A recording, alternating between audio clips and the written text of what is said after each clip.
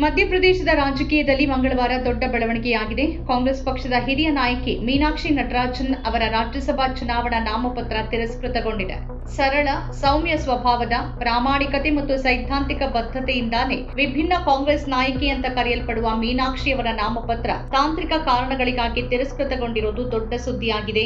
ಇಡೀ ದೇಶದ ಗಮನ ಸೆಳೆದಿದೆ. ತೆಲಂಗಾಣದ ನ್ಯಾಯಾಲಯವೊಂದರಲ್ಲಿ ಬಾಕಿ ಇರುವ ಕ್ರಿಮಿನಲ್ ಪ್ರಕರಣದ ಮಾಹಿತಿಯನ್ನ ಅಫಿಡವಿಟ್ನಲ್ಲಿ ಮರೆಮಾಚಿದ್ದಾರೆ ಎಂಬ ಆರೋಪದ ಮೇಲೆ ಚುನಾವಣಾಧಿಕಾರಿಗಳು ಈ ಕಠಿಣ ನಿರ್ಧಾರವನ್ನು ಕೈಗೊಂಡಿದ್ದಾರೆ.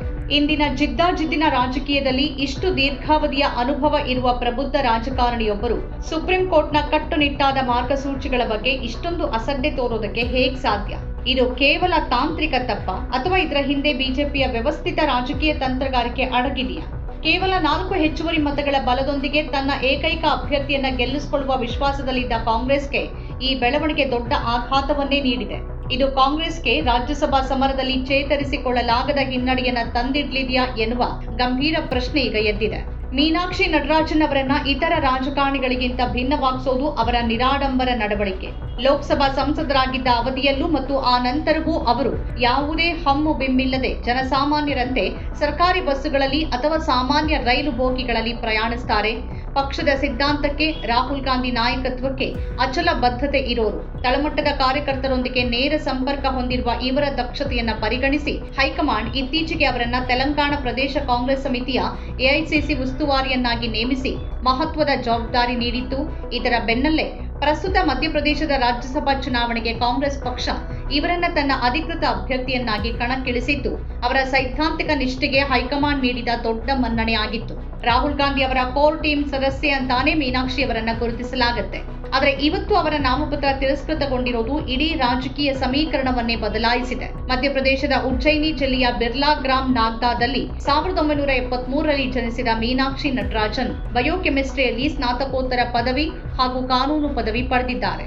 ವಿದ್ಯಾರ್ಥಿ ದೆಸೆಯಿಂದಲೇ ಎನ್ಎಸ್ಯುಐ ಸಂಘಟನೆಯ ಮೂಲಕ ಸಾರ್ವಜನಿಕ ಜೀವನ ಪ್ರವೇಶಿಸಿದ ಅವರು 1999ರಿಂದ 2002ರವರೆಗೆ ಅದರ ರಾಷ್ಟ್ರೀಯ ಅಧ್ಯಕ್ಷರಾಗಿ ಸಮರ್ಥವಾಗಿ ಕಾರ್ಯನಿರ್ವಹಿಸಿದವರು. ಆ ನಂತರ ಯೂತ್ ಕಾಂಗ್ರೆಸ್ನಲ್ಲಿ ಜವಾಬ್ದಾರಿ ನಿಭಾಯಿಸಿದ ಇವರ ಬದ್ಧತೆಯನ್ನ ಗಮನಿಸಿದ ರಾಹುಲ್ ಗಾಂಧಿ ಇವರನ್ನ ಎಐಸಿಸಿ ಕಾರ್ಯದರ್ಶಿಯನ್ನಾಗಿ ನೇಮಿಸಿದ್ರು.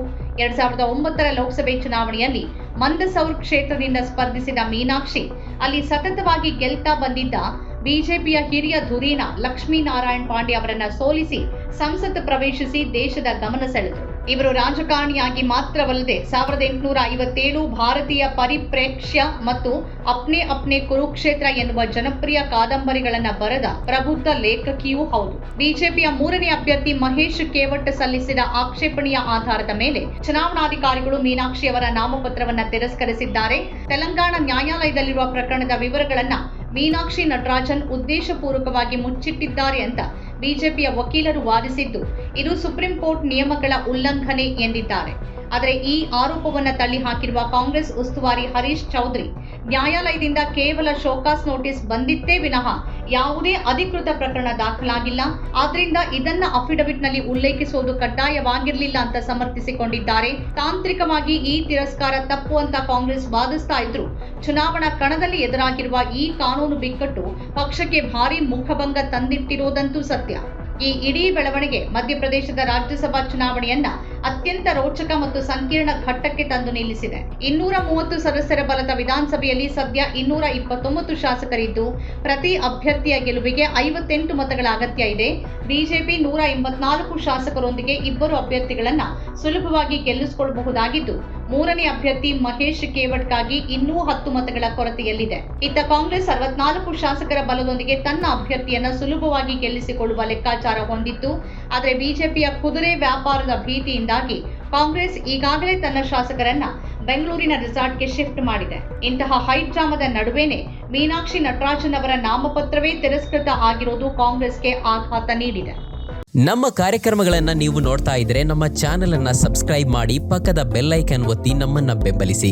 ಹಾಗೆ ನಮ್ಮ ಕಾರ್ಯಕ್ರಮಗಳನ್ನ ಲೈಕ್ ಮಾಡಿ, ಕಮೆಂಟ್ ಮಾಡಿ, ಅದನ್ನ ಬೇರೆಯವರಿಗೂ ವಾಟ್ಸ್ಆಪ್ ಮೂಲಕ ಶೇರ್ ಮಾಡಿ.